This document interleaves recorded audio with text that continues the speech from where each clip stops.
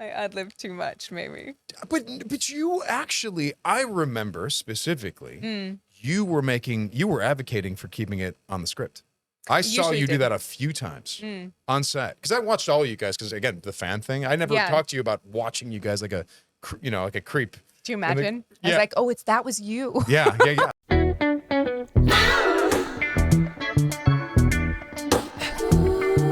Blah, blah, blah.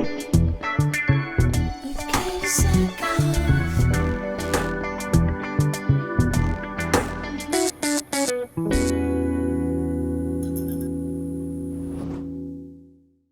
So during BattleStar, I went to a movie night at your house. Oh Do you my remember God, this? that's right. We're having, we're doing one on Friday or Saturday. Anyway, we got one coming up. But anyway, Yeah. yes. That's how I met him. Yeah. And I didn't remember that until we then met on our street for the second time. And I was like, oh, This would have shoot, been that's in my right. one bedroom in North Hollywood. Yes. Before, and then before I moved to a 2-bedroom, and then got a house. Oh, later. you got fancy with a Well, I got- 2-bedroom. Oh, you remember how that's like? You're like, oh, I'm getting a bigger apartment now. It's amazing. It's an amazing feeling. It's an amazing thing when you have a spare room. Oh my God. When you have like, What do I when do with that? You don't know what to do. Yeah. When you go shopping, not for your bedroom, but for a The spare bedroom. Yeah. Yeah. Yeah. How old were you when you got your second bedroom? Because Well, in Los Angeles, you never know, right? But that was the thing. When I was doing like Being Human, maybe we should save this for the interview because when I was doing Oh, Being this Human, is interview. Oh, is this Yeah, it? guys, we're here with Sam Witwer. Oh, This is interview. What are we talking about? No, when I was doing Being Human, I'm number one on the call sheet driving my 94 Pontiac Grand Prix, which is falling apart in my tiny little bedroom. Because I was like, these things get canceled. But you're the And smart one, FYI. Well, just saving. Yeah, I just try to save money, which I still do. Like, buy a house, but don't get the do that, and then save money and see how that goes. So maybe it goes like that, Yeah. No, we are in a profession that is so inconsistent. It always blows my mind when people go and buy extravagant things because they You weren't booked like a series or I don't remember you being like that. no, I've always saved. Yeah. I've always had real estate. Yeah. Like I've always done that. Like look at me, real estate. I've always had a house.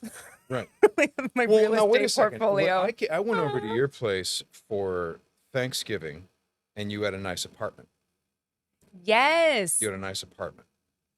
That was that my condo off of like It was a condo. yeah, off of with the 2 stories and it had the Yeah. deck on the top. That's right. That's yes. That was my first purchase. right. That was my first purchase. And I booked BattleStar in that condo. That's right. That That's was, right. yeah. Which is great because you weren't living there. 'Cause No. You were in Vancouver. This is I know. fantastic. So I left What the a condo. great thing. Yeah, it was great. You sit there, and then by the time that someone thinks you're about to start, you're already done. You're like, no, We're no, done we with got, the we interview. got what we need from you. We're We done. have everything you wouldn't you say in an interview. Yeah. We do like 2 hours and then I look to the camera and go, that was great, everyone. something That was with that, Sam right? Witwer. That's And very smart, though. welcome to the show. That's really smart because Yeah. otherwise I would have been way more guarded about how we started this Yeah. whole thing. Yeah, because you told me a lot right off the top. A lot of those secrets That's came right. just spilling out. I That's should have right. asked you some real good shit. You should have. I But should have. So wait, you had that condo, Yeah, and then you were just in Vancouver the whole time. the whole time, the entire time. And so I really saved my money. I never upgraded for quite a while. I stayed there for quite a while. But my It was a nice manager, place. I liked it was great. Yeah. It was a great place. It was 2-bedroom with like this loft space. It was wonderful. So you were talking about being human and being your first like number one on the call sheet. Yeah, and I say number one not to do this, but As you to- should though. It's, well, a phenomenal moment when you get number one for the first time. That felt really good, but also again, I was driving a car that was falling apart, and I wasn't about to. That was when I made the move to the 2-bedroom. It was after a season or 2 or 3, maybe it was season 3 of Being Human. I'm like, you know what? I'm going to get a 2-bedroom apartment, and it felt.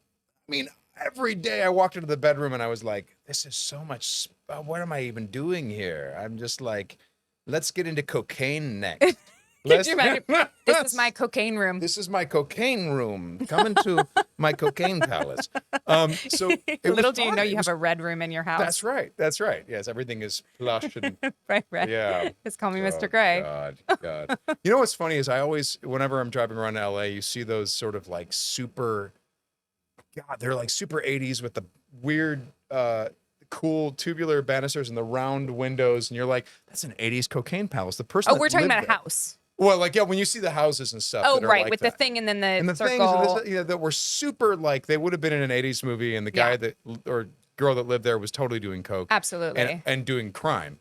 And Doing crime. I just love driving past those houses and going, oh, it's an 80s cocaine palace. Cool. It's like Johnny Depp and Blow, and now it's like a mom running out with her 3 kids. Because it's a house from the 80s, because that Absolutely. was years ago. And it's Yeah. probably $5 million. Yeah, and there hasn't been cocaine in that place in a long time Well, that we know of. that we know of. That we yeah. know of. Yeah, there's probably more cocaine. Oh my God. So I want to go back to Battlestar because that's how we met. When you played Crashdown, and that was, correct me if I'm wrong, but Battlestar was like your first. Yeah, first contract Reoccurring. role. Yeah. Yeah. Yeah. Which How many episodes were you in? God, not that many. Like, all told, 12, 13? Yeah. Maybe, I Yeah. think.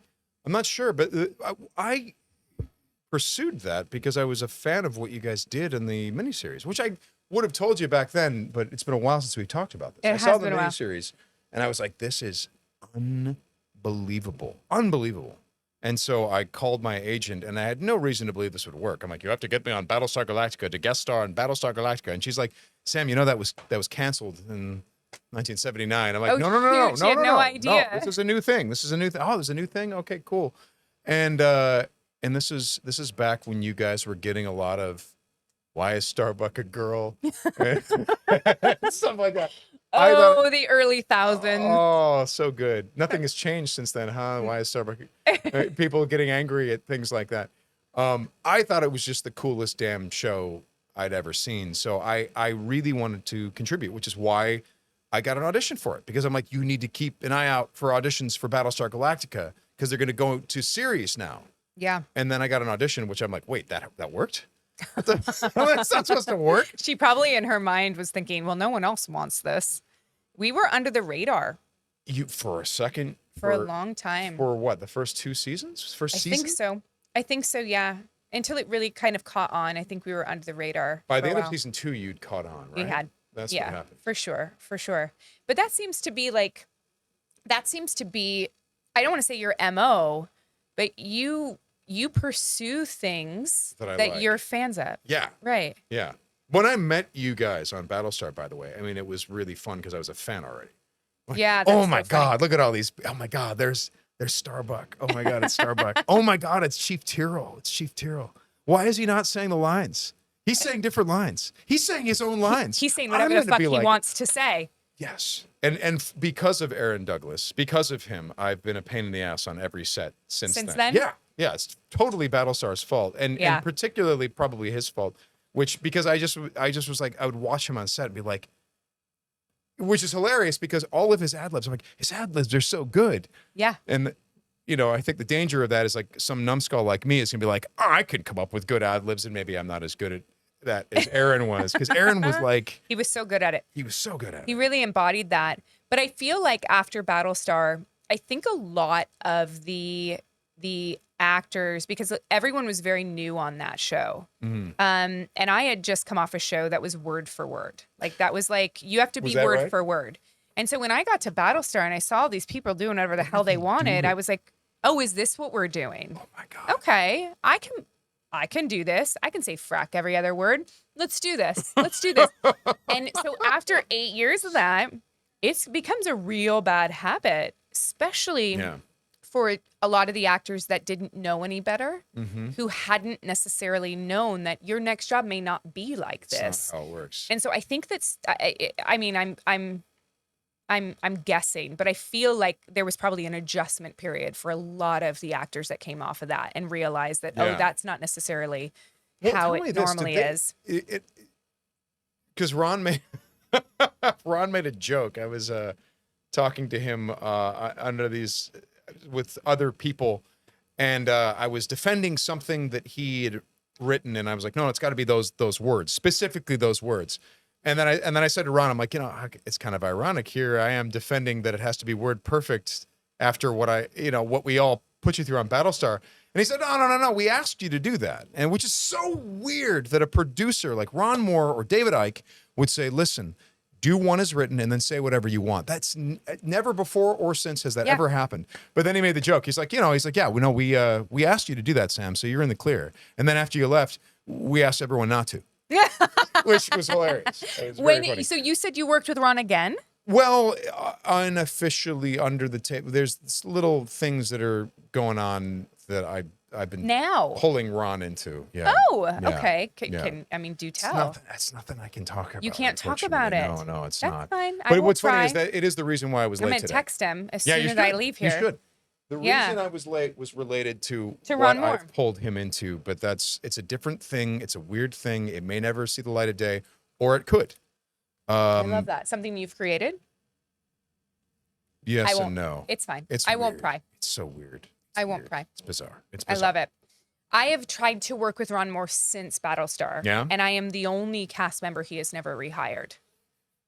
So I don't know what I did. Is Ron listening right now? Ron? I don't know. Ron. I email him constantly. I'm like, what do you got? Like, let me know. You know what's hilarious about that guy is that he was doing it. There was an episode of Electric Dreams, which was an Amazon series anthology like Twilight Zone. And I saw that Ron Moore had written an episode and I was going to go in an audition. And then I got really sick that morning. Like legit, I was like throwing up, which never doesn't happen to me that often. So I wrote Ron because I was like, oh, if he's thinking that I might come into audition and then I just don't show, that's lame. So I wrote Ron, I said, hey, if you're in auditions today and I'm not there, which I won't be, I would do anything for you, sir. It's just, I'm so sorry, I'm sick. Yeah. And then the next day I got a call. You have an offer to play the role. I'm like, what? And then I thought, God, I should do this with everyone. People like nice people. I should just be like, I can't come into audition. Do you want to maybe give me the role? Give me the thing of give me the role. I think you were probably being rewarded for the respect that you were showing him in the moment. I think that's a huge thing, and it goes a long way in this industry. It goes a long way. Yeah, he didn't even know I was auditioning for it, by the way. He's like, oh, you were auditioning? Anyway, here's the role. Which was so nice of him. And yet I have not worked with him twice. Thanks, Ron. Thanks, Ron Moore. I'm so sorry I put you in this position. Let me know. Now that I'm realizing, but instead of I was on her side for a second, and now I'm seeing the other side of it. It is absolutely okay. Don't worry. I ad-libbed too much. Maybe. But you actually, I remember specifically, you were advocating for keeping it on the script. I saw you do that a few times on set because I watched all of you guys. Because again, the fan thing. I never talked to you about watching you guys like a creep. Do you imagine? I was like, oh, that was you. Yeah. But I saw you on several occasions. You were like, what's on the script is pretty good. Do you want to should we do this? Do you want? No? Okay. It's true. You did that a few times. Yeah. Yeah. There were many, many, many moments where because I felt at times on that show that I was like the old washed up actress that, like there were a lot of like. At age 23. Right. They were like I was the youngest one there, but were you really? It was. How old? No, that's not a nice question. No, Nikki Klein was like 2 months younger than me. Right. Yeah. Yeah. Wow. So yeah, I know. Wow. It was like my fourth series. Right. And I had just you started when? You started 17. 17 years old. So not too much before that. Yeah. But the series none of them lasted. Uh-huh. But I'd been around long enough to know that, like, let's try it the way that it's written. Maybe once. So weird. Maybe a few times. And I remember that there were plenty of them that were like, no, I don't want to. Wait a second. Why wouldn't? How is Katee in this point being looked at as the person that's kind of wrong here when she's asking? Because if any of the writers had been there, they'd been like, yeah, please do what Katee does. Yeah, please, guys. Yeah, it's I think it's because I didn't study. I had never gone to. I was talking about this with Glenn last week. That I had gone to a acting class, and I'd seen that sort of principle of breakdown to pull back up again, and it didn't mesh well with me when I got here. So I never took another acting class. And so for me, sticking to a script helped me. But that's what's here. Okay, as me and Glenn, Because you went to Juilliard, right? And you know what they teach you there is basically no, you take apart those words, you put them back together, but you say those words. That's what they're training you to do, to say the words. So you were going on the actor training track. You're saying, oh, I wasn't trained, so I stuck to the script. Like, no, that's what you're supposed to do. That's what they tell you to do. I always felt That's like I was in some way not as good as everyone else because I couldn't deviate. I took what I was given and I liked to play within the box. Yeah. But I always liked to stay in the box. Right. Right. Which is difficult when your scene partners are saying whatever they want. Whatever they want. But having said that, it worked really well for that show. It did. You know? It really did. Weird enough that the one that's playing the loose cannon is the most on book out of everybody. Yeah, you were yeah. But you would never, you know what's interesting, and I want to give you credit for this, is that you'd never guess, because it really did feel like the stuff was just coming out of your mouth. Oh, thank you. You know, because that was the great thing about the performances on that show, is they all felt totally unstudied and spontaneous, and that was why that show was so, to me anyway. Yeah. Because I once I was done being on the show, I went back to watching it as a fan, and it was just so unpredictable. Every moment was unpredictable. You didn't, and what was, you know, and I'd watched James and you know, Aaron almost make up scenes in front of me, which was thrilling. I mean, for every actor, you're just like, oh, better stay on your toes, because you don't know when any of those actors are going to turn on you and say something that you need to respond to. Yeah. Yeah. It got crazy. Yeah. It got really crazy. Yeah. But I think that was a testament to Ron and to David in that they trusted the people that they hired to do the job that they were hired to do. Mm-hmm. Every person on set is hired to do a different job because they're all playing different characters. Yeah. And those characters require different skill sets, different personalities, different Right. set of experiences that come into it, whatever that may be. And I think that they leaned into the strong suits of people. Yeah. And they allowed them to be themselves. And I think that allowing them to be themselves was the spontaneity that the show needed. Yeah. Yeah. For sure. What a show, though, man. Yeah. It's really cool. So you were at Juilliard for how long? 2 years. So you did not finish. No. Why? Well, it wasn't the best fit. It was half the best fit, but it wasn't the best What fit. half was the best? Well, for example, if my voice and speech teacher Ralph Zito, who me and Glenn adored, was teaching us all, all this voice and speech technique, and you understand this is how you say these words, and we were encouraged to every day talk like this and with this mid-Atlantic and make sure that our voice was supported and all this stuff.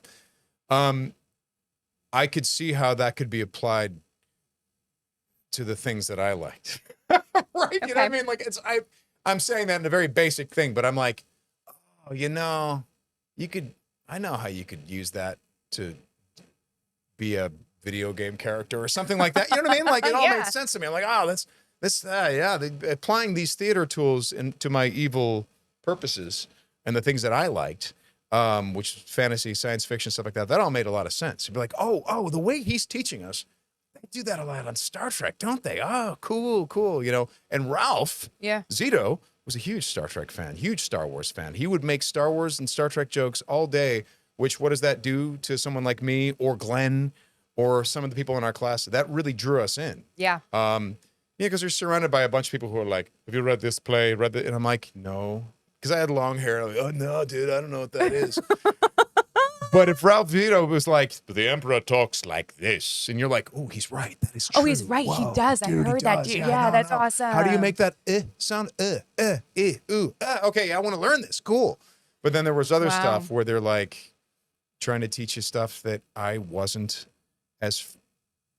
Really, at the end of the day, they didn't want to talk about film and TV. And in fact, they would denigrate it. I remember a very smart teacher, really wonderful, wonderful guy. And I'm not going to say his name because I'm about to make fun of him. But really, really smart teacher. And an actor was trying something, and he goes, "See, if you were on a set, you'd have as many times as you want to get it right. But in theater, you have to get it right every night, and it's got to be on point, and you got to and you got to study it and rehearse it and get it right." And I remember thinking to myself, "Whoa, I guess theater actors are badass. I guess, and that's what I'm learning, and that's what he's telling us." And then years later, you go on a set, and you're like, "No, you have like one or two, maybe 3 takes to get your close up right. Oh, and you have to cry, you have to do this, and you've had no rehearsal. Fuck off. You're not right about that. That's not what it's like. In fact, you have to be such a trained, whether you took classes or not, you have to be so fucking sharp to come on and deliver under very difficult circumstances with no fucking rehearsal." So, so at the end of the day, I look back on Juilliard and I go, wouldn't it have been cool to train actors how to pay rent? Would that have been amazing? How about if you guys trained people in various ways and let them decide what to do with the training and where to go so that they could pay rent? But no, they were like, no, idea. you will be seeking out a career in theater or you're illegitimate somehow to us. And some teachers weren't like that, and they were great. And then there were some teachers who had a real axe to grind about a lot of stuff and took it out on the kids. Yeah. So it was half great. It was half great. The people that knew what they were doing and were good-humored and sweet people and really knew their shit, I mean, that was the Juilliard experience that you imagine in your head. And yes, there were teachers who embodied that. Ralph Zito was one of those people. Richard Feldman, Rebecca Guy, and all these wonderful people. And then Eve Shapiro, John Sticks. That was the Juilliard experience you thought you were going to get. And then there were others who I will not name. Yeah. Who, to this day, I'll work with a dialect coach on a TV show or whatever, and we'll be working. And it'll occur to one of us or both of us that we went to Juilliard. You both went to Juilliard. And then they'll start cursing out the same teacher that I want to curse out. They're like, "Oh, you missed. Did you see how they treated people?" I'm like, "Yeah, no, you're right. And like these actors who went to Juilliard 20 years before me hate the same teachers." I think it's interesting that like you talk about like a teacher like Ralph. I think that is like sort of an example of any institution, to be honest. Mm-hmm. I think that, I mostly had terrible teachers growing up. Awful. My mom was a teacher. Her students used to come up to her in the street and tell her how much they influenced her life, and she taught them in 3rd grade. Yeah. I mean, like, my mom was an amazing teacher because she put the children before herself, always. Yeah. And I think that unless you do that, you're not a good educator. I agree. And I think that, like, the experience that you're talking about at Juilliard sounds very much like people put their own experiences into the way that they decided to teach the children. And that's not the way to do it. Yeah. And that's sad. It's sad to me that there are children, many children, young adults, young children that will never experience a good teacher. Which to be clear, and I know that you're going to agree with me here, to be clear, sometimes that good teacher can kick your ass a little bit. Like I'm thinking about, there's this wonderful, I was thinking about this morning. The first person to ever say to me, "Hey, maybe you want to think about pursuing a career in entertainment," was Beth Barber in high school. She was the person that did all the drama stuff in my high school. That was in Chicago? Yeah, suburb of Chicago. And Beth Barber, very funny woman, but she'd read you the riot act if you were pulling shit. And she was generally right about what she did. But you came out sharper, you came out better behaved, you understood where certain lines were because she would lay out boundaries. But she was, moreover, when I think about the experience of learning from her, it was just feeling extremely supported all the time. But she still had the interest of the child. Yes. First. Yes. You know what I mean? And that is not to say there are not amazing teachers. There are amazing teachers. And in our country specifically, they are underappreciated, underfunded, and underpaid. Yes. We have a serious, serious problem with education in this country. So I'm not piling on teachers because I know that it's really hard. Yeah. So Thank you, good teachers. We love you. Yes. Thank you, Beth Barber. Thank you for telling me to be an actor. There you go. Appreciate it. But they can change lives. Totally. Absolutely. But they can also really, really, really grind you into the ground if it's Yeah. the wrong person. Yeah. You Absolutely. know what's funny is at Juilliard, I mostly saw people ground into dust and beat up, and I was able to avoid a lot of it. And the way I avoided it was by not committing, because I saw what happened to the kids that committed. You know, people would say, there would be good teachers who'd be like, you're not really sure you want to be an actor yet, so how are we supposed to work with you when you haven't decided whether you want to commit to being an actor? And they had a really good point. But I now, as an adult, look back and be like, why weren't you committing? Because you saw people who were committing around you get their fucking asses It was a kicked defense by mechanism. mean teachers, Yeah. by people. And there were plenty of times where you see someone get their ass kicked and you're like, this is actually good for the kid. They were fucking around. They really need to learn. You don't do that. But there were too many times where you're like, that person was just trying to do what you said. And now you're you basically rail on 'em. humiliating them in front of everyone. That's not okay. Yeah. And you're sitting there as a young person, seeing all this behavior play out, thinking, well, these are adults, so this must be acceptable. Jump ahead to when you're the adult, or you jump ahead to when you're working even, like as an actor, and you go, wow, the behavior that I saw from some of those teachers would have been fired off a set if they did that shit. Absolutely. You know, so again, half of my experience with these things, like in high school, we were so lucky. The Glenbrook South, suburb of Chicago, it's like sort of John Hughes land, and we had this incredible arts program. And Chicago brings up a lot of really good actors, by the way. Yeah. Phenomenal. Absolutely. Phenomenal. But Yeah. Glenbrook South, sorry, I interrupted. By the way, Arian from Succession went to Glenbrook Yes. South. Yeah. I think Cassidy Freeman Yeah, right. She came from, right, exactly. I'm fucking from Longmire. Totally, exactly. I worked with her on Smallville. Yeah. But we were lucky in that the teachers, they sort of got it. They really did. Mostly they got it at my high school. They didn't necessarily mostly get it when we were younger than that. But when I got into the high school, that was the first time where I was not seen as a troublemaker. I was seen because I sort of had this reputation in junior high as, well, he's a troublemaker. He's no good. And then there were a bunch of teachers in high school that were like, he's not a troublemaker. Is that because he's you got weren't his own thing." focused? What's that? Because they didn't focus you? The teachers? There were just teachers that understood, and this blew my mind. They understood that there were different paths for people.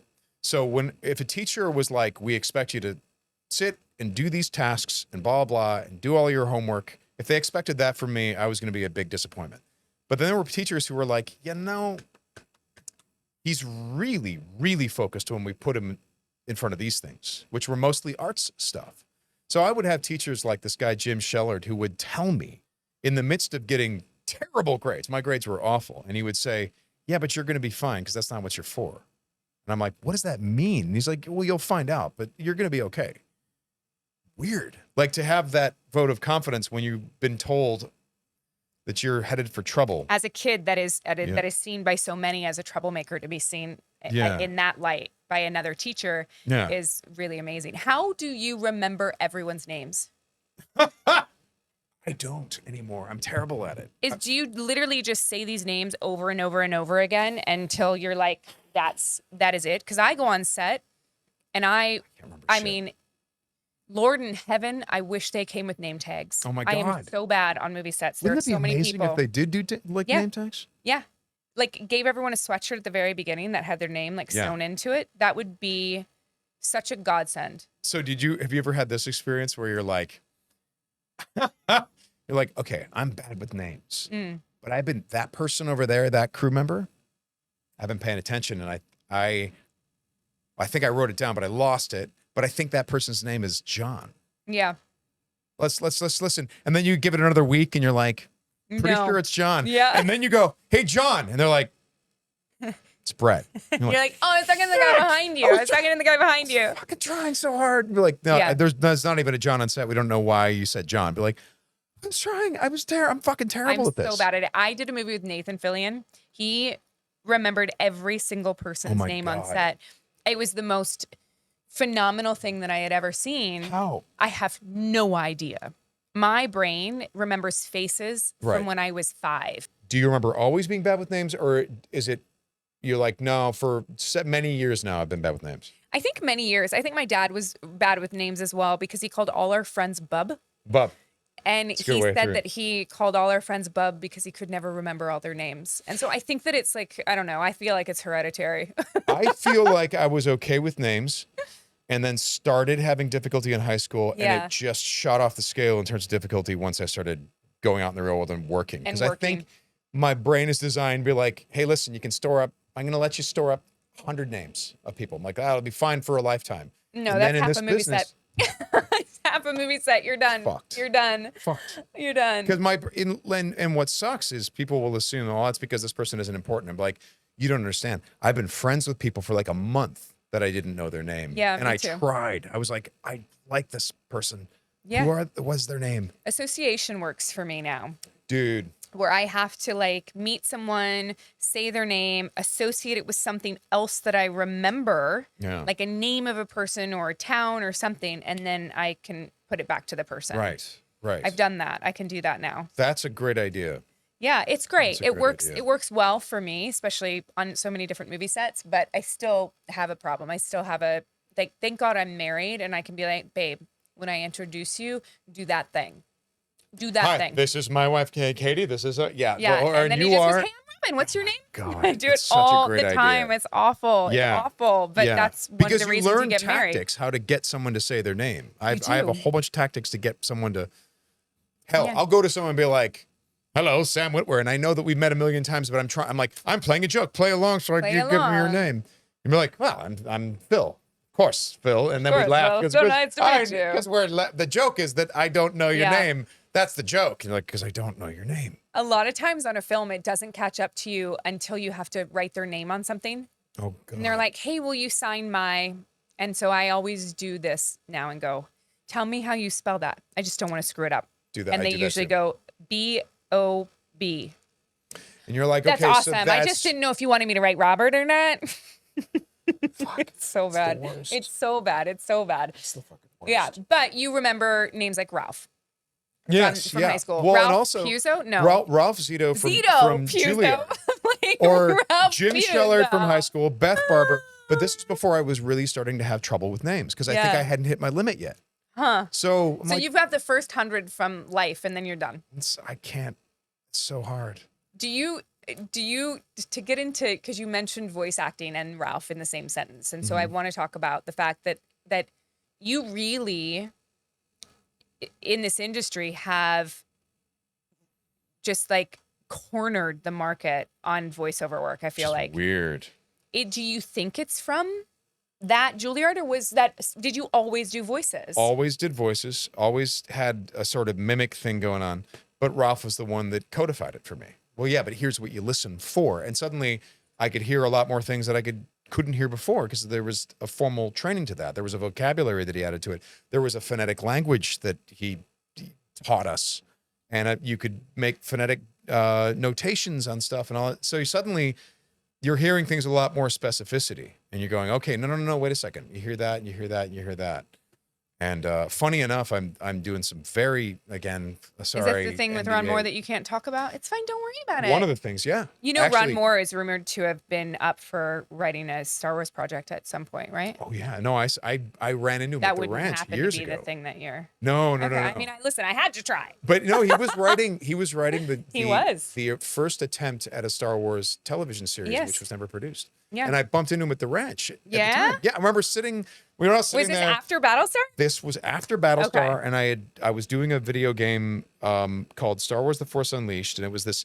They were attempting to use mocap technology for the first time and use your likeness and all this stuff, which they do all the time now, but they never did back then. Yeah. And so I'm sitting there and we're drinking wine with the cast and I'm having this nice little moment, and I keep glancing over to the corner, and I'm like, that bearded guy looks kind of like a young George Lucas, but looks more like my old boss, Ron Moore. He looks a lot more. And if you look at Ron and George together, They you're actually, like, you're right. It's like a young, I this could is like see a that. young George Lucas. Like if Ron wanted to, like, let's dress up Ron like George, Oh my God, for Halloween. he could pull it off like a motherfucker. Oh my God, he And really then, could. and then I could train him in my voice and speech. I'd say, And you kind of talk like this, and Or you could just Cyrano yeah, him. yeah, that's right. Yeah. You're fired. but no, he was there, and I went over and, and what are you doing here? I'm writing the Star Wars TV series. Like, what? And Yeah. so yeah, he's Yes. awesome. You don't have to talk about it anymore. We won't talk about Ron because I know it's a secret project that you guys are going to hire me for. So, I'm just kidding. It's hilarious. Is this right now more R&D than anything? There's a Oh, whole bunch of weird stuff that I got pulled into, and it is also Star Wars' fault that I'm pulled into this stuff. Yes. Because again, I shouldn't even say this. Don't. But It's fine. The voices. The first Star Wars thing you booked was the video game playing Starkiller. Yeah. Has there ever been talks about? Have you ever cornered Dave or Anne? Because I understand you've got Anne wrapped around your little finger. Well, I don't know if I don't think anyone has Anne. I was gonna say she doesn't. Anne, He doesn't. It's hilarious. Anne, ever since I met Anne, I don't look, you play her. I know. I was literally gonna say I think Bo-Katan is the only person that has Anne wrapped around her finger because Play her. I am her. Yeah. Yes. That character, what we're talking about, ladies and gentlemen, is that Bo-Katan was really that's it's Anne. named after Anne and a cat. Yes. Anne's cat Boogie. I Right? didn't know that. Yeah. I just I knew think that, so. I saw the character model. I'm like, well, it looks just like Anne, so that's Yeah. Anne. And I was, Yeah. it is Anne. Look at the character, Yeah. Which is weird because people think that it was drafted after me. And I'm like, no. That's Dave's wife, Anne. Right. We just look You just enough alike Right. Well, that's true. that like it actually works. Yeah, which is Yeah. astonishing. I remember when he first hired you, and I know I said to him, I'm like, what's great about that casting is you could just throw her in armor and you would have the character. And he's like, yeah, no, it's interesting, right? That's interesting, right? Oh my God, you actually do his voice for Right. beautifully. Yeah. Yeah. But so he was thinking way ahead about all of that stuff. But I'm sure he was. But yeah, so Anne, what's funny about Anne is that like I often, because here's the thing, Anne at one point was like, she's like, wouldn't it be cool if you were, in one of these things? And I was like, Anne, I cannot, by some sort of coding in the back of my brain, ever suggest that to people. No, of course You know not. what I You mean? can't suggest it. No. No. that's I not- can. Oh, right. Yeah. Well, I can Yeah. say, you guys, could- we should hire Sam. right. You could I say say that. we as if I'm like part of Right. it now. As if Exactly. it's like Well, up you to me. are. You're I'm like, Bo-Katan. guys, That's it's I up mean, to me now. no, We but can you're- hire you're Sam. in this amazing, wonderful. I mean, I love the fact that Dave, he never underestimated the people that we're working with. You know what I mean? It seems like there's a lot of forethought there, hey? Yeah. He Yeah. never looked at it like, well, this is we're, I'd like it to be this, but this is the best we could. No. He hired this person because he wanted this person. He Yeah. thought that this was the right person. And as you know, anytime that he can make it work to have the person that did the voice be on the TV show, well, they're there. Yep. Absolutely. And you've mentioned this in other interviews that Lucasfilm is incredibly loyal. Yeah. And I have also experienced that. I have like this really protective thing that comes up when I hear people, and it's not people in the industry. It's sometimes when people like, they like to talk shit. Mm. And Yeah. I get this really protective thing, and it like gets me. It happens with Lucasfilm. I'm like, Because they're no, good people, because they're- you like them. because I Yep. like them. Mhm. They're good people. Yeah. I have not met one single person at Lucasfilm that was Yeah. not a good person. Yeah. And Yeah. they have always treated me with not only the utmost respect, but they've been loyal and they've Yes. given me phenomenal opportunities in Yes. my life. Like, Yeah. holy crap. Like, Yeah. it's just amazing. Well, and it's funny because if anyone would ever say to me, and Anne has even said this to me, she's like, well, yeah, what if you could be on one of these shows? And I'm like, it's kind of like, because they're my they're my most loyal employer by far. Yeah. Ever feeling like I deserve more than they've already given me is not the right way to look at this. Like the right way to look at it is like, look at all of the cool stuff that they've given me to do. And by the way, continue to, because now they sometimes pull me into some strange behind the scenes assignments that are so much fun and so difficult and so weird and interesting. Like what? And yeah. Oh. None of that. Yeah. Oh. Listen, I know how thick those NDAs are. There's the tree of trust, and there's It's a really there's a good leaf that's beer. falling from the tree of trust, and it will never be No, attached it'll. again. I will never. There's Yeah, I get it. I have a very similar experience in that, like, you know, I talked about this. Carl Weathers and I were being interviewed, and someone was like, are you calling up Dave and asking him to be in the movie? And we're like, no. Number one, no, I would never do that. I joke about having Ron hire me. Yeah. It's always a joke. Yeah. I never seriously would go up to someone and be like, hire me. So Or you wanna can I put that please be in this? pressure on I would never want to put that pressure on them, Yeah. number one. Number two, like you said, they have done so right by me, or not Dude. even right by me. Dude. They owed me nothing. They have given me so much Yes. that I would never think, Yeah. can I have more? Right. Do you know what's interesting? You know what's really interesting? It's like, and this goes beyond acting. This just goes to just people and people getting entitled.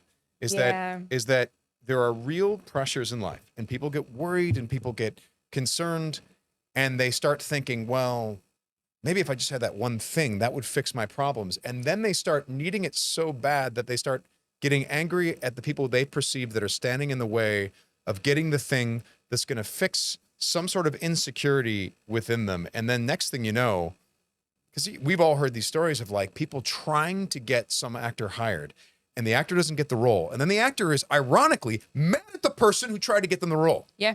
And you're like, what? Dude, Yeah. that person tried it. Like, so what if it didn't work? They tried. Yeah. I have seen it What the- so much that not everyone, excuse me, let me paraphrase that. I have seen it so much when people want an outside thing to blame for Yes. where Yeah. they're at in their life. And yes, Yeah. listen, not everything is cut and dry. We don't live in a black and white world. There are many different reasons why we find ourselves in different circumstances, especially in our industry. Yeah. But you are always where you're supposed to be, in Mm-hmm. my opinion, in this industry. If it didn't work, it's not supposed to work. The next one might. But Right. I don't want to be that person that like, and it's not even groveling, because nepotism is part of this business. Sure. It's, if somebody doesn't think I'm right for something, I don't want to do it. Right. It's not my job to prove to someone that someone else is not more right. If you're leaning into someone else, hire that person. Yeah. Because I don't want to show up at work feeling like I'm still trying to convince you I'm right for it. No. Because how that the hell would you doesn't- do your it's- job? No, you can't do your job. Yeah. I would never be able to do my job well if I was always thinking they wanted to hire this person. Yeah. Because then I would start acting like that person in some weird Right. way, or who I Right. perceive that person to be. I would get all in my head. It would be so fucked up. Yeah. I would be awful. I completely underestimated how much things like that mess with my performance because I remember doing a pilot once, and are you aware of the difference between no, of course you are, the pilot and a pilot presentation? Where they go like, oh, we took the pilot script, but we knocked about 30 pages off it, so it's a 30-page version of the hour-long pilot, and you don't give us an idea. And it's basically a nice way for the studio to say, we're probably not going to do your pilot. It's like a long sizzle. Which sucks to basically. be signed to that pilot, because you're like, there was this pilot I was doing, and it was this beautiful script, and I had this beautiful role in the middle of it, and great writers and great actors and all this stuff. And then when we got to Boston to shoot it, suddenly 20 pages were missing from that script. And you're like, wait, whoa, what happened? Oh, and then another 5 pages is cut. Oh, now they're cutting down our days by this much. Oh, and they've reduced it to a pilot presentation, so it's going to be a bite-sized version of the episode.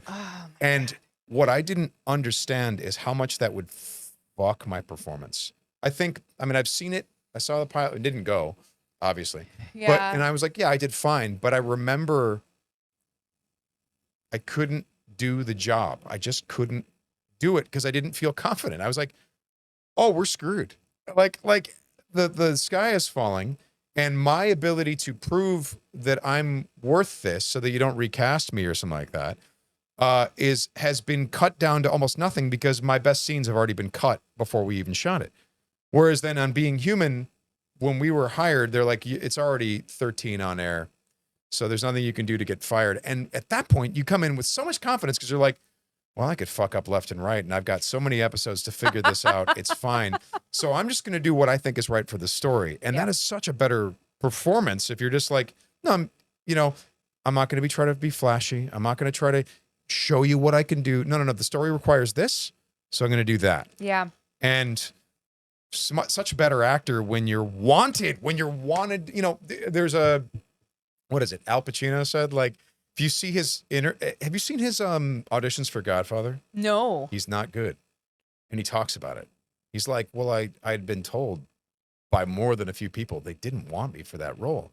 So I couldn't do it. It wasn't until I had the role and Francis was really beating into my head that I was supposed to be there that I could sort of eke it out. But like, he's like, I don't do well when I'm not wanted. I had a very similar experience on set of Mando this season with John. I was so intimidated by the amount of work that I had. Right. And the amount of the story that they had given me. Right. And this like faith that they had in me. And John is a monster, isn't he? He's John, like, I don't want you here, Katee. Get out of here. He's amazing. Yeah, That's right. Yeah. And so I have said this many times that he held my hand through that season. Oh, dude. Because I got pep talks all the time. He was an actor. He was amazing the entire time. And just like, he was like, you were right for this role the moment we hired you. Mm-hmm. Just do what you do. Yeah. As Bo, this character better than anybody. Just do that. Mm-hmm. And I was like, okay. But he did. He believed in me so much. And I leaned on that multiple times because there were times where my mind would start to run and I would get ahead of myself and I would get into what people were going to say and what they were going to think of my performance. Because it's Star Wars and everyone's going to see it. Because everyone's going to say something. It's everyone's Star Wars. Everyone's going to say something. Everyone's going to have an opinion. Yeah. And going in, you can't win them all. No. So I knew going in, I was split. You know that. There's going to be a group of people that think you're terrible. And that if you allow that to get into your head, for me anyway, it can be a self-fulfilling prophecy. Actually fuck you up on set. Mm-hmm. You know what's interesting about Star Wars is you don't know for 10 or 20 years. You can be like, oh, we blew it. And then you find out 10 or 20 years later, like, no, it's beloved. And you're like, what? No, seriously. Like, it's my buddy David Collins, who is the reason I'm here, by the way, because David Collins, who started at LucasArts, that's where he started interning at Skywalker, and then he was on the sound department at LucasArts. And they'd created this painting of Starkiller. I was going to ask you if this is how you got Starkiller. Yeah, and it looked like me. It didn't look exactly like me, but it looked enough like me. And David then slipped my headshot in the pile to be considered for auditions. So it's all on him that I'm even here. David then went on to play Proxy because he was filling in. They were going to it was hilarious. I can say it now. They were talking about no, we're eventually going to get Seth Green or something like that to do this assassin droid that's like your best friend. So he's supposed to be super friendly, but he's constantly trying to kill you, but he's super friendly. It's a droid that Vader designed to mess with your mind. And David was filling in, but he played it perfectly. Mm-hmm. So suddenly a bunch of us were like, dude, just give it to David. You're only going to direct another actor to do what David's already doing. Yeah. So David, anyway, went on to do all kinds of different sound stuff. And now he's over at Skywalker. He was the sound designer for season 3 of Mandalorian. Yes.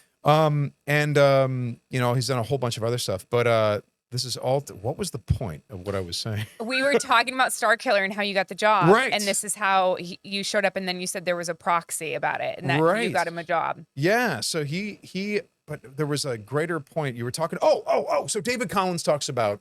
Because, you know, you do these Star Wars projects, and certainly around the prequels, suddenly everyone was sounding off about how they felt about Star Wars. Oh, you know, it's George Lucas ruined my childhood, stuff like that. And David always felt like, oh, you know what sucks is I feel like I got into Star Wars after it was ruling the world, and we're working on a prequel game. Oh, we just got trashed in the reviews. Everyone hates us. Oh, I worked really hard as my first lead sound design, and it's this game called Republic Commando, and oh, look, okay, we failed. The reviewers hated, you know, and he would be beaten down by that experience. And then you jump ahead 10 years or 20 years, and Republic Commandos are everywhere at cons. They're in the shows now. They're all over the place. And this is where we started learning, like, no, you don't know for 10 or 20 years. Clone Wars, you know how many times we were told how much time we were wasting? With it's a Clone Wars? terrible show. It's terrible. Why are you it's for even doing this? kids. I don't understand. It's so stupid. It's so stupid.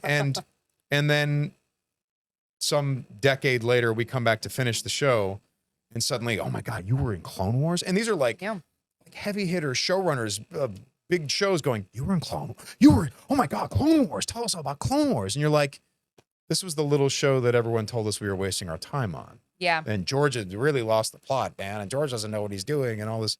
So you don't know. You don't know. So that's the fun thing is like, you know, you seem to be escaping unscathed even now. So I think in the 10 or 20 years, They'll hate me. it's going to be, no. They generally only They don't go with that. It doesn't They don't generally go the other fall into, direction. yeah. They don't So go I the think other you're direction. fine. I think Thank you're fine. God.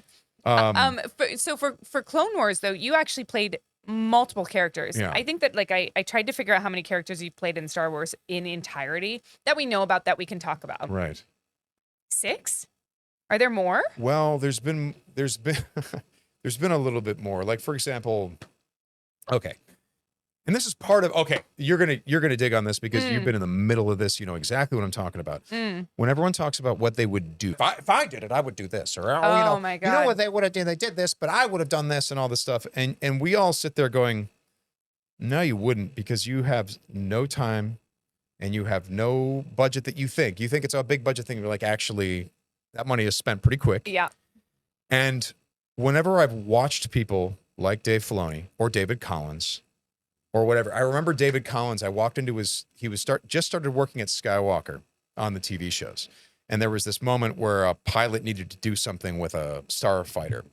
I think this was on Star Wars. Anyway, it doesn't matter what it was, but he was like, moment where this character is like getting fired on and flying a starfighter and then does something like this. And then shows the starfighter shoot off. And he's like, okay, so that needs to be a moment. There needs to be a real clunky, and then, Yeah. you know, like it's got to really make a statement at this point. So I think Indiana Jones and Raiders of the Lost Ark. I'm going to see if I can get that engine sound or that clunky that thing thing where from the he- truck. Yeah, that thing. I see if I Yes. can get that. Okay, and he pulled it up from the library. Okay, I'm going to pull that in. That little piece here. I think they had a really cool buzzy engine in Attack of the Clones at this reel 3 and blah, blah, blah. Okay, he pulls it in. No, I'm going to take that and I'm going to reverse it and blah, blah, and put that in there and do this. And he's going at warp speed. I'm watching him work so fast. And then finally he hits play and it's this person, he's getting fired on. I'm like, dude, that's awesome. He's like, I can't spend that much time on the next piece. I've got to catch up. I'm like, what do you mean? It's like, that was way too much time to spend on that one moment. I don't have time to do it like that. We have to keep moving. And I was just like shocked at how fast that was. And he was giving himself shit for being too slow. Too slow. And the thing that we all learn, it's that thing, you know, what did they say at Juilliard? Well, you could do as many takes as you want until they get it right. No. There you are on set, Mando, and you got maybe 2 takes to get that key moment out, and it's got to be perfect. So this whole concept of people being like, well, I would do this. No, you wouldn't. I promise you wouldn't, because you have no idea how fast you have to do this. So you asked me how many characters I played. It's actually a lot, because they call me and David and a few voice actors to help with a lot of the background stuff. For example, there was a character named EV-99 in Return of the Jedi. He's one of the torture droids. Okay. New acquisitions. You are a protocol droid, are you not? You know, and they're torturing a droid in the background, and he starts threatening 3PO. Anyway, he shows up in Book of Boba Fett in the kitchen, which is not sanitary. You can't use a torture droid in the kitchen. But anyway, But it was EB99. Unless I'm getting the character name wrong. I hope I'm not. I don't think that's know. This EB99. is on you more than it's Yeah. on me. Like But- my Star Wars trivia ends at droid names. Droid, yeah. God, okay, forgive me if I've got the character name wrong, but it was that droid. Okay. And I knew that that droid was voiced by Richard Marquand, the director of Return of the Jedi. So in the moment, as we're going through the episode, what do? You do a take or two. Be like, okay, wait, hold on, guys. I think that was Richard Marquand. He did that character. So, and I think he sounded kind of like this. Remember the documentaries? And then he tried to make it a new acquisitions. You are a protocol droid, are you not? And I started doing that. And then I rolled into the dialogue. And you do a take or two, and then you move on. Yeah. And then Trey over at Skywalker goes, yeah, well, here was the processing they used in Return of the Jedi. And then it comes out, and you're like, oh, there's EB99. We did it. Yeah, that's what it sounded like. Cool. But you're moving so fast. So I do a lot of characters, but we move so rapidly that I have forgotten who the characters That's amazing, are. though, that you have and not stuff. only the ability to do the voice, but you have the knowledge of this universe to be able to pull from your memory bank and actually remember those kind of But things. I'll tell you what is okay. So someone might want to give me credit for that, but like Matt Wood, David Collins, and Dave Filoni, they have that stuff. You've seen it a million times. Yeah. Well, it's this. Actually, we need that. Well, can we get this? And can we get that? Oh, you know what? We don't have. We didn't account for Katie's wig being on, so she can't put on the helmet. You know what? I got a spare helmet at home. Someone made a really good one. We'll bring it in. Oh, perfect. It For fits. Anne.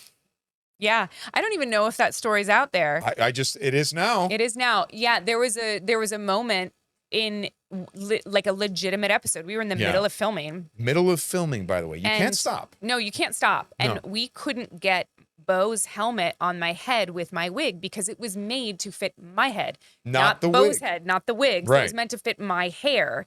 And you put the wig on, it adds, a lot of space Quite a bit. between the helmet and your head. Because It's your, like an extra your half actual inch hair is in a thing. It's underneath the the wig. wig cap, and then you put the wig on, which is with lace, and it's Yeah. much like thicker, and so it adds quite a bit of actual girth. It's almost like wearing like a swim cap that's been That's right. stuffed with like stuffing, Yeah. like a doll stuffing or something. And so we're like, what are we gonna do? We need this shot. And Dave literally goes, somebody made Anne a helmet, a fan. It's up in my office right now. Go I grab it. think that it's an little bit empty bigger. dome. Let me go get it. And we literally used it in Yeah. the shot, Yeah. and then they CGI'd it. Yeah. But Well, they so- had me putting a helmet on and the Well, physicality of it. What's fascinating is, and what people don't recognize, because there was look, okay, someone in the know who's under an NDA, blah blah, knows that I came in and did something where I kind of helped rescue something. Yeah. And they go, man, you should be able to write your own ticket at Lucasfilm having done that. I'm like, what you don't get is that Matt Wood and Dave Filoni do this kind of thing all the time. Every day, all day long. There are things that have been rescued or whatever, miracles have been pulled off.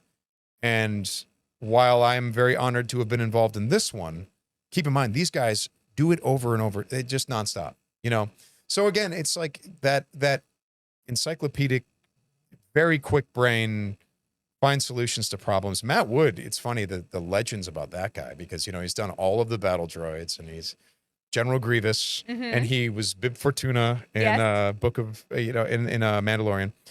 And was he in Book of Boba Fett as well? Anyway, I don't think so. yeah. Anyway, I think he was killed before Book of Boba Fett happened. But Matt Wood, the legends about that guy is when the pandemic happened and everything was going to hell and they needed to do mixed playbacks.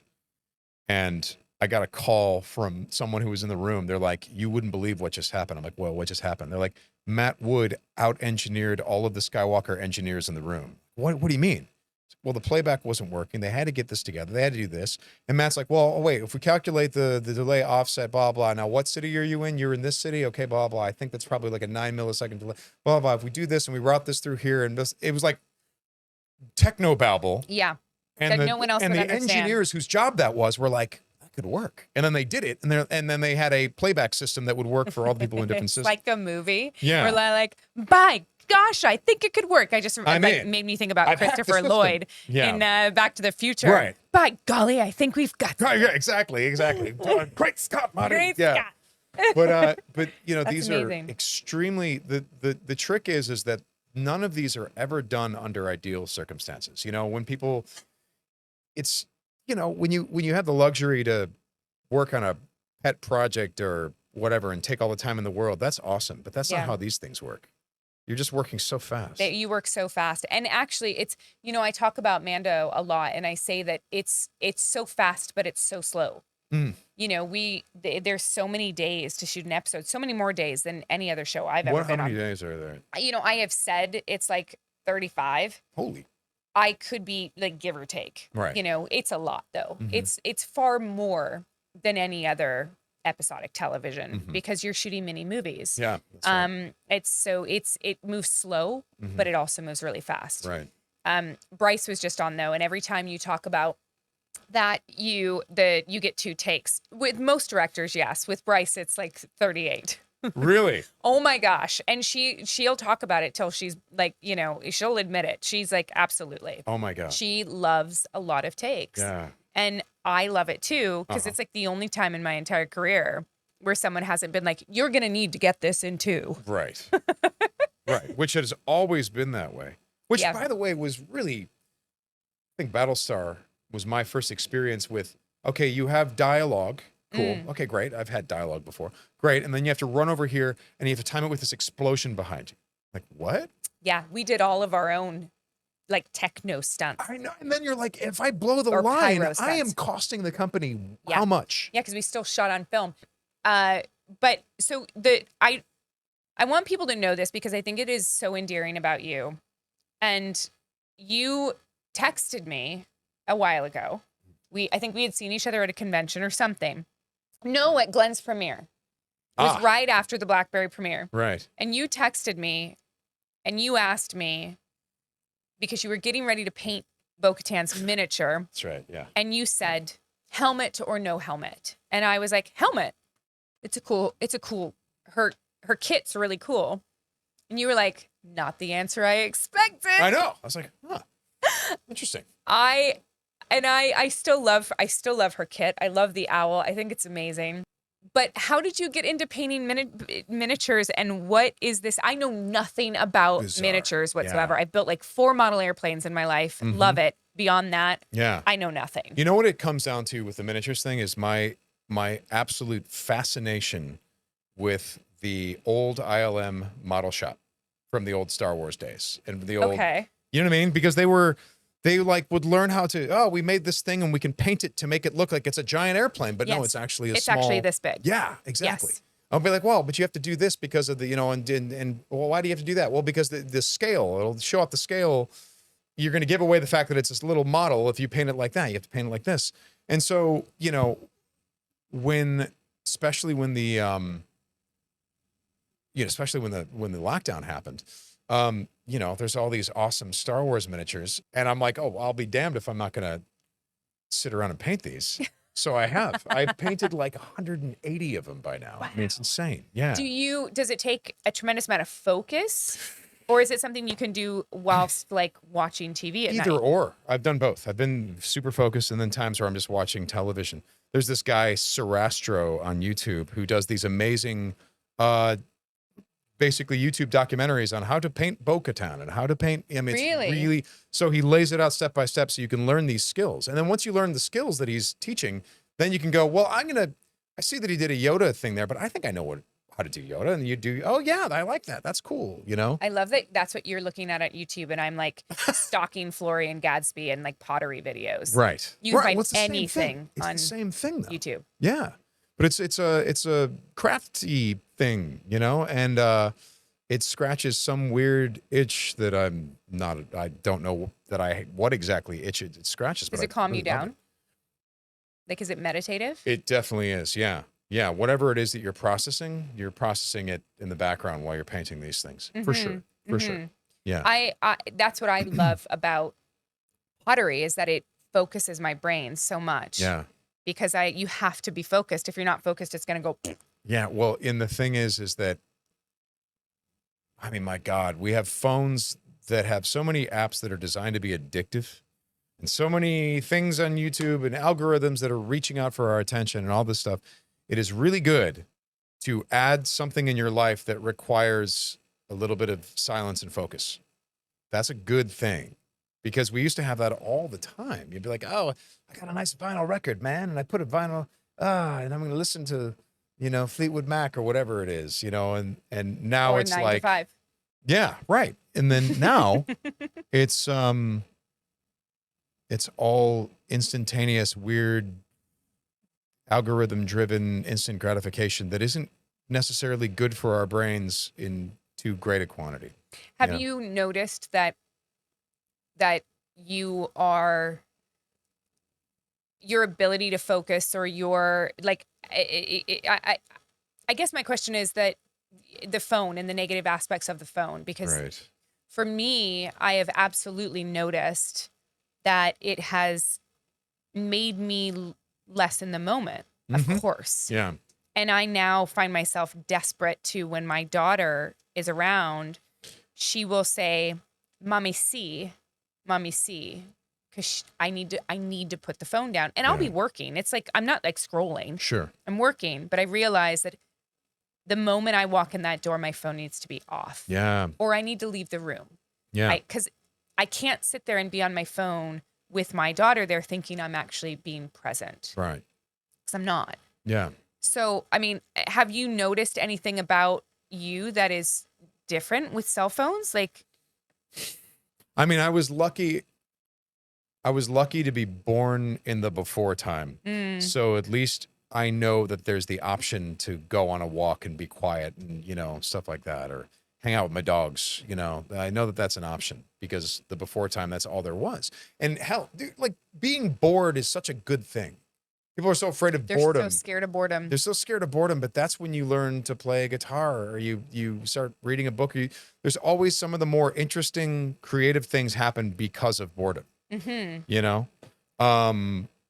were, I mean, again, like in high school, we were bored as hell, and for that reason, we were never bored, because we were always getting into something Always looking interesting. for something to do. I don't Yeah. think that I'd be an actor if I wasn't bored Yeah. growing up, because Right. I had such an active imagination. My mom would literally say, "Go play, Yes, go play," and I would go play and be, right. pretend out in the yard by myself, and I would talk to myself, and I'd be, Yes. I would do all these crazy characters, and I would play multiple characters in a, and all by myself.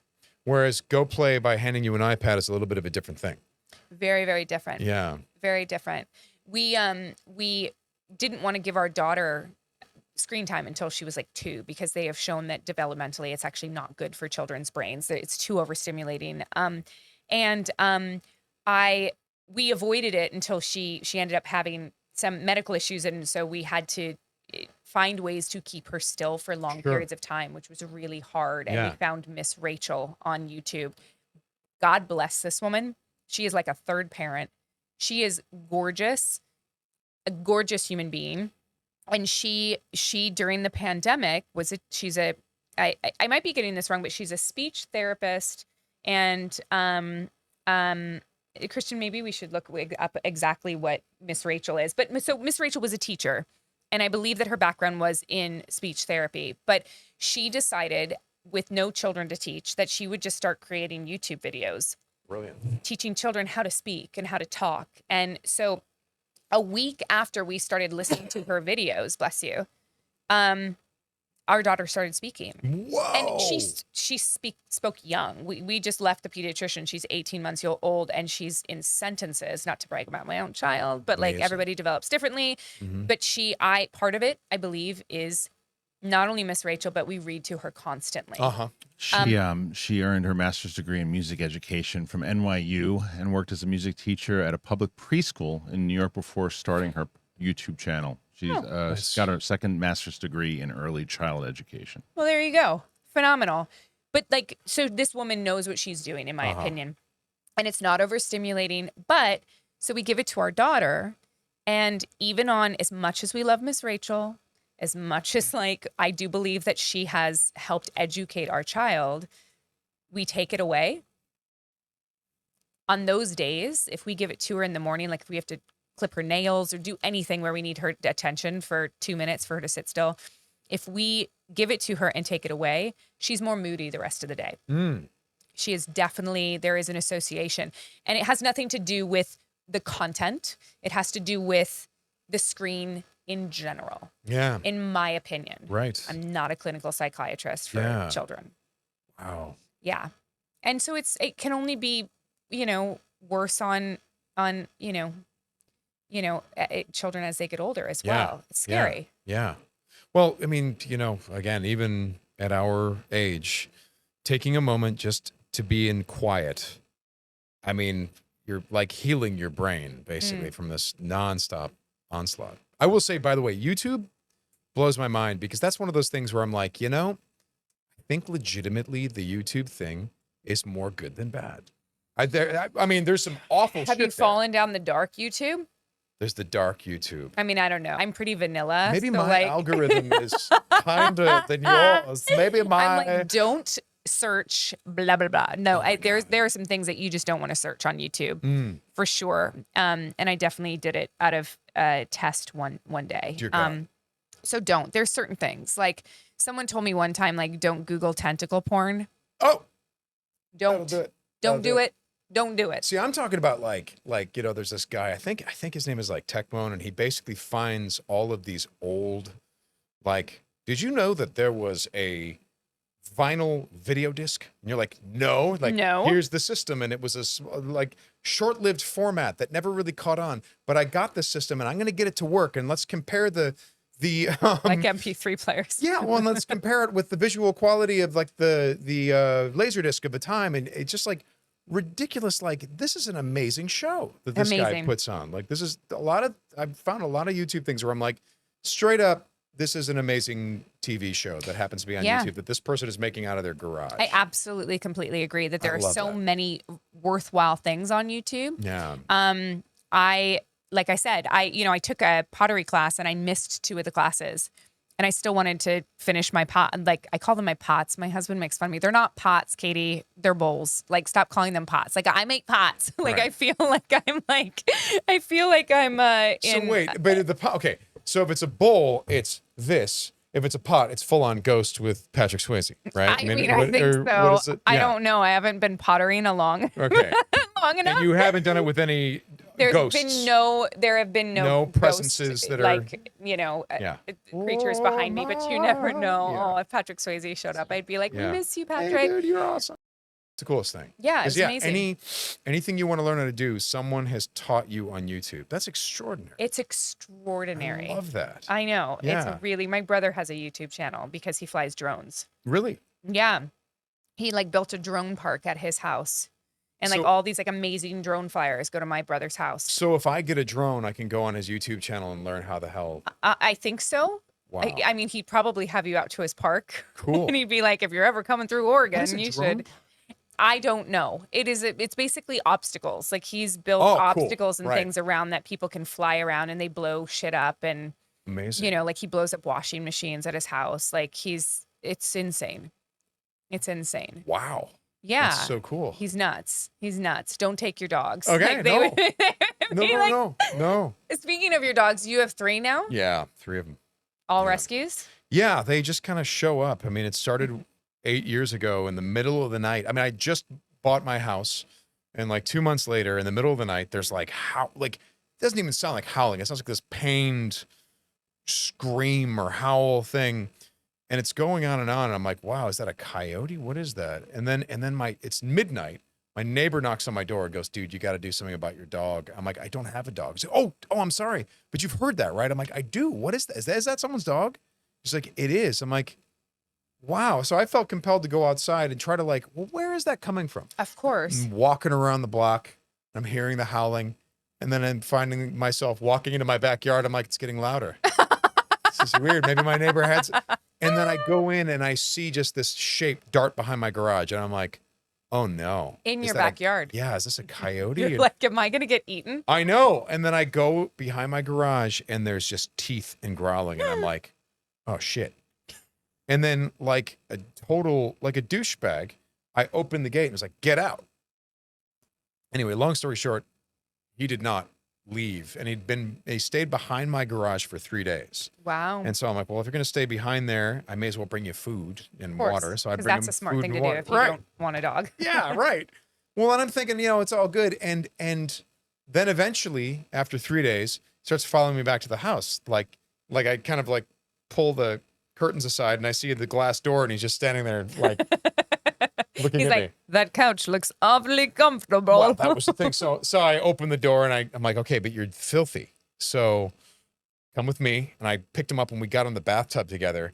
And that was how I learned he wasn't going to bite me. I was gonna say it is incredibly trusting of you that I you. know. And this is a pit bull. What Was I this a thinking? pit bull? This is an American bulldog pit bull mix of all kinds, boxer. Yeah. Yeah. So FYI, I don't recommend this to No. people listening at home. No. Like, don't do what Sam did. No. It may not end this way. But what's interesting is that he stayed largely in one spot for 3 days. Yeah, I he was learned about terrified. The thing about like dogs and stuff, they say there's like the 3 day, 3 week, 3 month, and their adjustment. I don't know periods.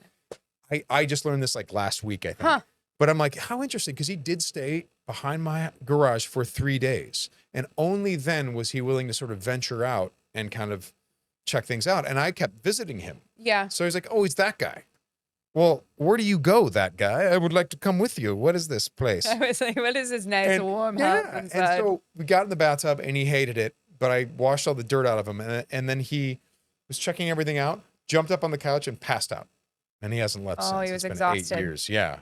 But Oh, he poor was, thing. that's Leonard. And he helped me rescue 2 other dogs that were in sort of similar situations. Did So, they also show up at your house? pretty much, yeah. One of them was a amazing. trick. I have a friend named Ainsley who was like, this pit bull, we need to get this pit bull into a shelter. So I'm like, well, I can be your backup if you don't find anyone. And so she didn't find anyone. And she was hoping like, Sam's going to fall in love with this Of dog. course. And I did. And so that was dog number 2. That was Buster. And then Yeah. Buster and Leonard helped me rescue dog number 3, which was found during lockdown. I was gonna say in recent. in Elysian Park during lockdown. And my whole bright idea was to track this dog down, herd him into this area, and then let Leonard Did I remember this? You put this on social media. Yeah. I remember this entire thing now that you're saying this. let him off the leash. I'm like, go make friends, boys, because he won't let me. And it worked. It was That is shocking. amazing that it worked. Yeah. It's Like, kind of like, because they at first let him off the leash and they charge over there, but it was a playful charge. Yeah. And apparently the dog who was scared at first was like, wait, they want to hang.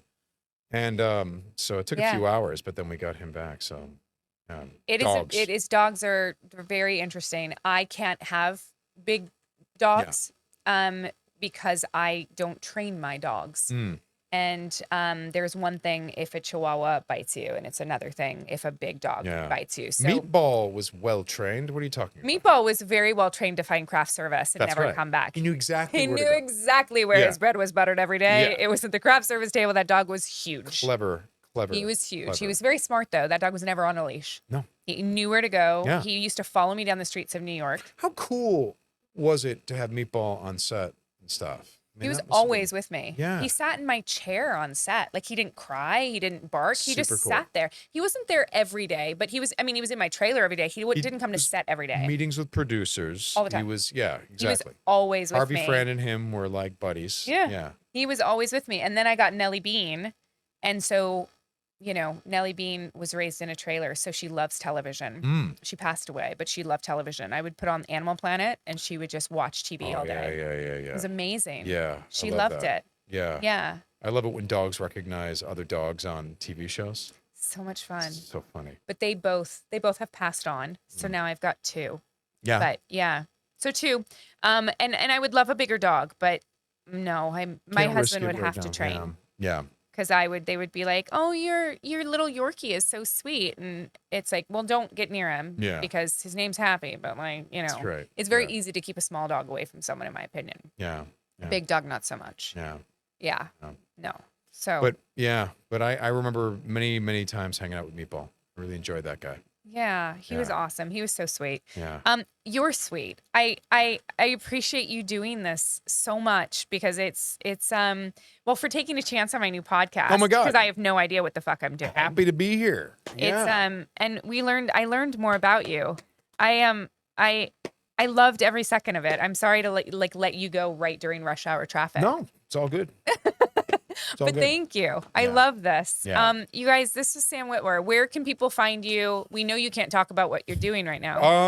I think at Sam Witwer on Twitter, at S Witwer1 on Instagram, I think. It's always fun when someone takes your name. I know. Love that. Yeah. It's the best. I should try to claim it. You should. You Yeah. should try. Yeah. I will always forever be the real Katee Sackhoff. Is that right? Yeah. Yep. And- That'll be it. Then there's the fake. Yeah. Sackhoff. Yeah. Jesus Christ. Thank you guys for listening. Thanks This a lot, is guys. Sam Witwer. He'll always be in some Star Wars content coming your way soon. So, check him out. Right on.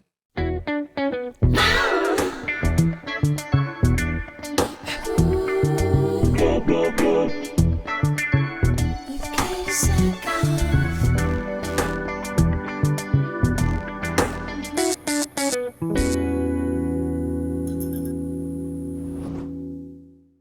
Okay, ladies and gentlemen, it's come to my attention that possibly when I said the name EV99, that you thought I meant EV99, like, Clone Force 99, but that's not the case. It's 9D9. And I knew that. All right. So please, let's not get it twisted and let's not make a big thing of it. All right. Let's just move on with our lives. I don't want to see a YouTube channel being like, Sam Witwer didn't even, and he voiced it, but how should he have voiced it if he doesn't know the character's name? I know the character's name. Leave it alone. Moving on. Yeah. Yeah.